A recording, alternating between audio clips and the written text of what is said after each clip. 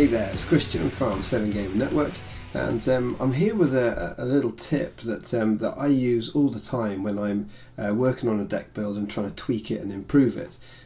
Maybe you've been watching some of the most recent series that I've been doing. I did a live deck build. Now I've played a few games with the deck that I built, and I thought what I'd do is I'd just show you the process that I use to try and work out, well, what cards am I using, playing, that are being impactful, and what really aren't. And I just use some very simple statistics, and you can absolutely do this with your own games, providing you're playing them on TTS, you're recording it, you can sort of watch it back. It's a bit hard to do live, but really simple statistics. So all I do is after I've played a game, I have a quick watch over it. This sounds like it would take ages. It really doesn't. It takes about 3, 4, 5 minutes per game. I mean, it's really quick. And what I've got here, so I've got the actual list of cards running down here. Then in the next column, I've got seen, essentially drawn. How many times do I actually see this card in a game? And the next column then, it says played. So how many times do I actually then played the card out? And the last column is impactful. Like, how many times do I feel like it was properly impactful in the game? Like it really made a definite difference in some fashion. So taking this as an example, the first thing I tend to look at is, well, are there any cards that for some reason I haven't played at all? Now, if you're having a look on this one, you'll see that I've got a single card that I haven't played at all. This is 4 games. There's one card I haven't played once. It's actually the Relby, the V10 mortar gun. I quite like that card, but it's really interesting that I haven't played it once. However, again, this is why I have the how many times have I seen it? I've only seen it twice, and so it may have just come at a time when it's just not realistic to be played out. So I think it's important that you are still recording how many times have I seen a card, because if I looked at that and saw, well, I haven't played the Relby, well, clearly a rubbish card, and I haven't played it in 4 games, I'm not going to use it.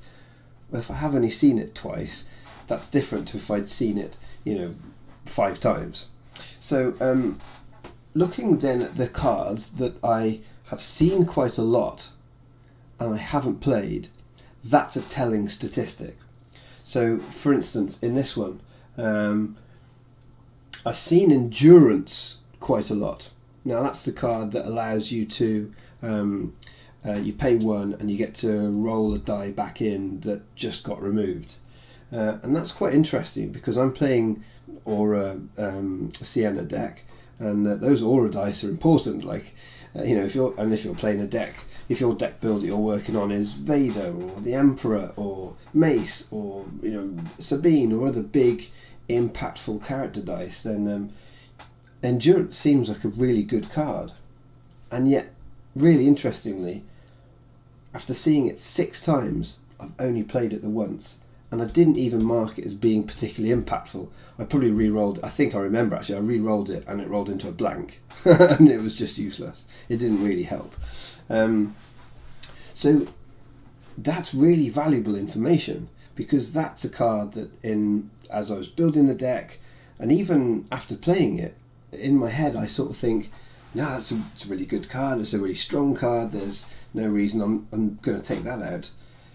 But these statistics kind of don't lie, and this is why I do this process, and I think it can be very eye-opening. There are often cards that I think, yeah, that's just going to be badass in this deck, and actually after playing it through, realizing, hey, I'm seeing this and I am just not using it, or I'm seeing it, I'm playing it, but it doesn't really seem to be helping much, it doesn't seem to be doing a lot.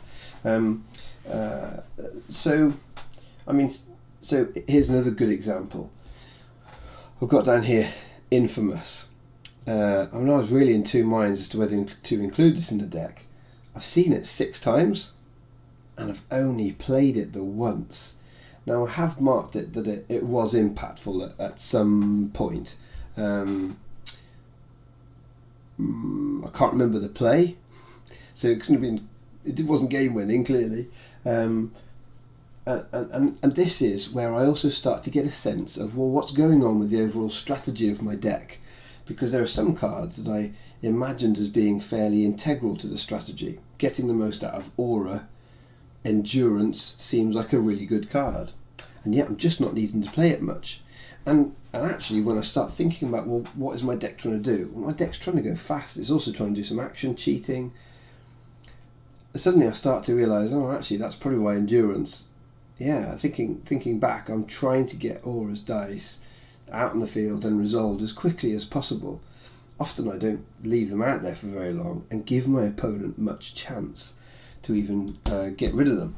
So that's probably why I'm not playing endurance very much. So what I would then do with this kind of... the other end of the scale is, what cards am I seeing a lot of and I'm playing a lot and are being really impactful? Do I realise that those are really strong cards? Now, I think what you'll probably end up doing, as I tend to do quite a lot, is I often end up finding that these are my removal cards across the middle here, and look, like, removal is just always impactful, and that's why I would say whenever you're deck building, your removal suite and making sure you've got enough of it is so important, because it pretty much always feels impactful. It's always a gutter for your opponent, and it always feels great for you when you get rid of some, to get rid of 2 damage, 3 damage, whatever. But what it can help you really with things like that is, if you're seeing a lot of them and you're seeing them regularly, which ones are you playing most frequently? Now, if you look at this, I've actually got a really nice split. So you can see I've got 1/4 portion, I've got the best defence, I've got he doesn't like you, I've got doubt. And across that I've seen them all, apart from 1/4 portion, like a fairly standard amount. But actually, if you look here, I've kind of played them all about the same amount. And they've all counted pretty much when I've played them. There hasn't been times when it's been like, oh, that was a bit rubbish. So now that tells me my removal suite is probably working, because I'm seeing all of them and I'm playing them all a relatively similar amount of time. There isn't one that's really standing out. I'm not getting, I'm not seeing lots of them and then not getting to use them. So I can say, and obviously I'm still using my own sort of, and this is a quantitative assessment, I'm still using a qualitative assessment as I'm doing it, and thinking, well, does it feel like my removal suite's working? Have I lost 3 out of 4 games because I just didn't have removal when I needed it? Now obviously that's a deeper question. Was I ditching the card when I should have kept it in hand? All that kind of stuff. But I've got to take that into account, yes, but this is the kind of stuff that you can't keep in your brain. That kind of qualitative feel around a deck. You can hold that in your brain. You can go back over and you can remember certain big plays and that was really impactful. This is the stuff that's really hard to remember. Again, I'd have said endurance is essential in this deck and is amazing. Well, the stats aren't saying that. Now, do I automatically take it out? Well, actually, in this instance, I think I will. I will take it out and I'll try something else. But it's also just trying to see, that Relby, I've only seen it twice and I haven't played it. But am I playing other 3-cost impactful upgrades? Well, in this, I've got Phasma's Blaster. I've seen it 3 times. I played it once, and I didn't feel like it didn't seem to make a lot of difference to that game. I didn't write it down as being, oh yeah, it did 4 damage across 2 turns. Brilliant. That was certainly not the case. So this is a very helpful tool, I think, and honestly it really doesn't take long. I did 4 matches and it took me 15 minutes, because you can just I mean, I literally just pause it when I draw my hand at the start, and then you can pretty much fast forward it through every round and just quickly jot down. Oh, okay, I've seen all that 5. Oh, I played that, great. Oh, I ditched that. Okay. Oh, okay, played that, great. Oh, that was really impactful. Okay, so it's very quick and easy to do. It doesn't take you very long, unless you're playing mammoth matches all the time. So yeah, hopefully you find that just a really helpful little tip. You might say, Christian, that's super anal. What are you about? Guys, if you want to take a deck list, you want to build it well, and you can go and check out my Deck Building 101 series. You can look at, I've done a couple of deck builds now, in fact probably 3 deck builds where I go through the whole process. If you're building a good deck and you feel like you've put good cards in, and then you're playing your deck, and then the results aren't coming quite as you want, if you want to tweak it, if you want to make that deck better, something as simple as that will really make a difference. I mean, I know that there are 4 cards I can cut out of that deck now, and I'm already thinking, all right, what would be brilliant is if I had this, is if I had that. And as a result of playing some games with your deck, you're also probably starting to think of cards that are like, what? I didn't sort of realise this deck would shake out this way. The fact that it's now playing like this, with all these cards together, and now I'm seeing it in the heat of battle, well, actually it probably leans more towards this particular way of applying its damage. Or what would be really great is, do you know what I mean? So for instance, I've identified that all the time I'm just chucking all of the upgrades onto Aura. Kind of obviously, I suppose. Sienna's there to just support her. Like leadership, I cut it in the initial build, it's got to go in there. Like, I'm never playing upgrades onto Sienna. She's only ever there to roll the dice out, give you some resources. Going through, I'm starting to see, okay, this is how this deck has to work to get the most out of it. Great, I now easily know which cards I can be confident in cutting.